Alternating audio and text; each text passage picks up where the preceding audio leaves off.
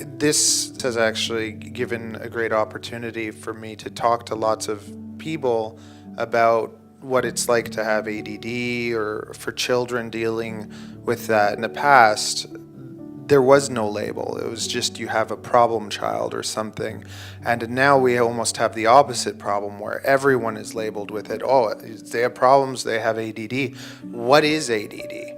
I've been able to go to some schools and talk to children, talk to parents, teach them more about the differences and like how to know whether that's what it is and how to deal with it, and different ways of working with it. Watching your movies, what's that one thing that you hope viewers take home with them? It's actually not in my film. It's a metaphor, and I could share it with you guys. When you have ADD or something in the head that's different, the way you feel things is different, the way you think is different, and for other people to be able to understand that, they can't understand it. But then if you can create a metaphor for them that they can understand, then they can understand how it works. So I'm going to give you guys my metaphor for ADD, and then you'll know if you have it. Maybe you'll be able to understand people better that do have it, and it can take away from when you hear that people just, oh, everybody has that or whatever. The regular mind, the normal mind that we all have, is kind of like a map. It's like all these streets, and every single thought going through your mind is like cars going through these streets. So you have all these thoughts going on, all these cars going through these streets.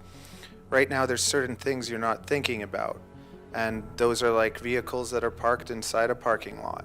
I say dinosaurs, all of a sudden you think about dinosaurs, and that's like the dinosaur car getting on the road and going with the other vehicles. There's different destinations, there's different things that you want to do every day. Decisions are stop signs and traffic lights. You stop and you say, I'm going to do this or I'm going to do that, and depending on what you decide to do, the vehicles will go in different directions and end up in different places. Then destinations are what we have to do every day. Sometimes we got to go to work, so we got to make the right turns to get to work. Some destinations are further away. I'd like to become a doctor. So you have to make those right turns and decisions for a long time to get to that destination. Sometimes in life things go wrong, and that's like a car accident. So the cars hit each other. Some accidents can be small, some can be so big that they put holes in the road.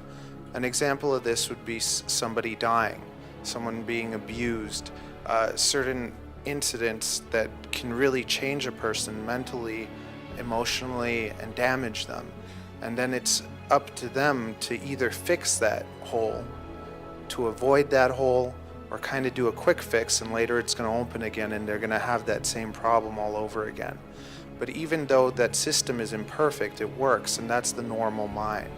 Now when you take a kid that has ADD, it's very similar but a bit different. It's like there's this highway with thousands of cars and they're all going one way.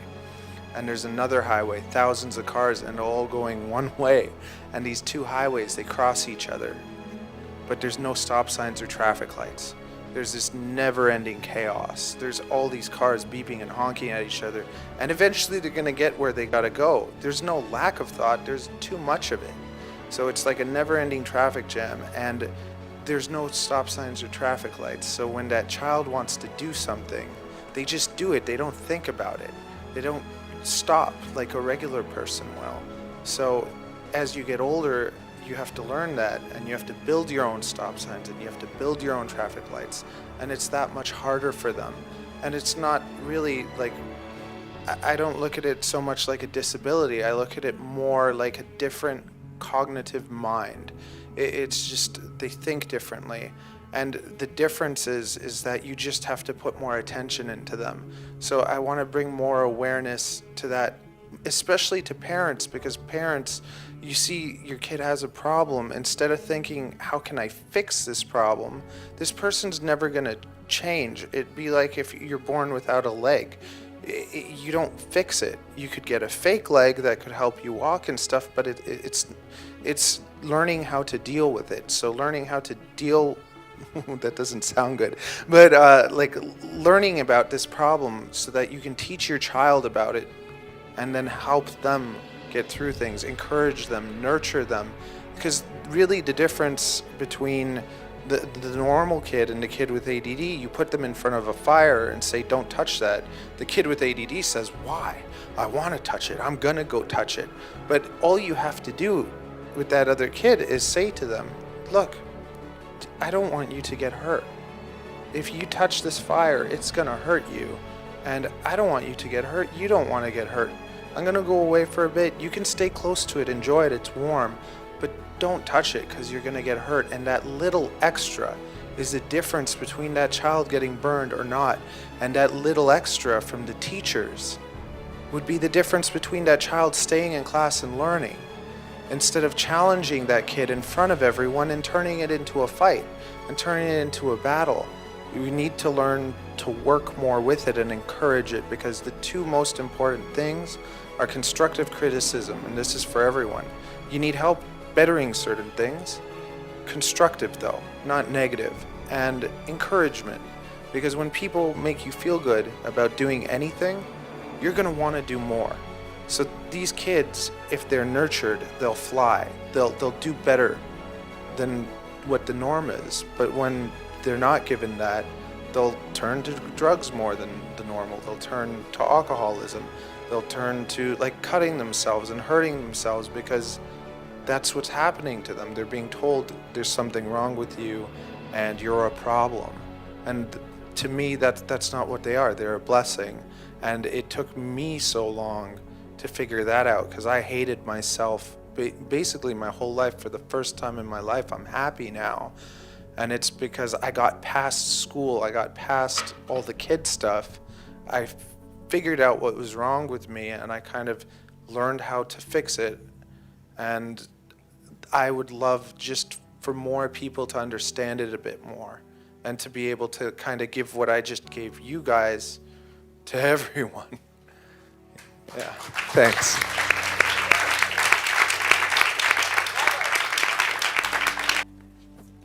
So Matt, what would you say to a younger you?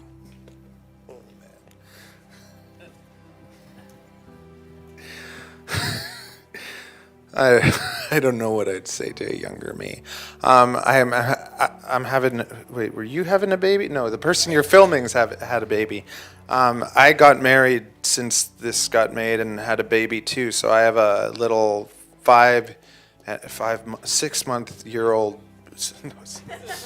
I have a 6-month-old baby girl, and she is the greatest. You don't clap. No more clapping. Too much clapping. So she's just the greatest thing that's ever happened to me. When I saw the little beating heart in the ultrasound thing, that was the happiest moment of my life. And when I saw her born, that was the proudest moment of my life.